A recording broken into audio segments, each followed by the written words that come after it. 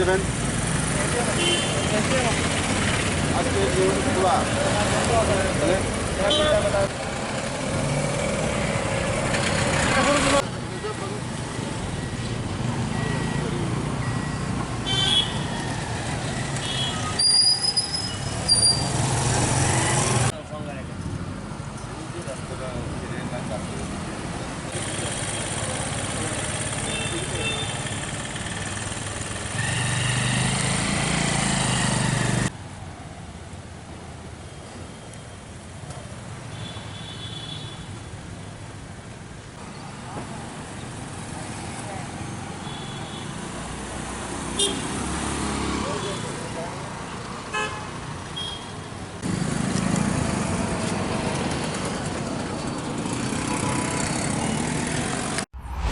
যে দ্বিতীয় দিনে মানুষ খুব সজাগ, খুব কম মানুষে বের হচ্ছে। আমরা সব চেক করছি, খুব অত্যাবশ্যক যারা তারাই বেরিয়ে আসছে বাড়ি থেকে, এবং যারা শুধু বেরিয়ে আসে তাদেরকে আমরা আর্থিক জরিমানা করছি।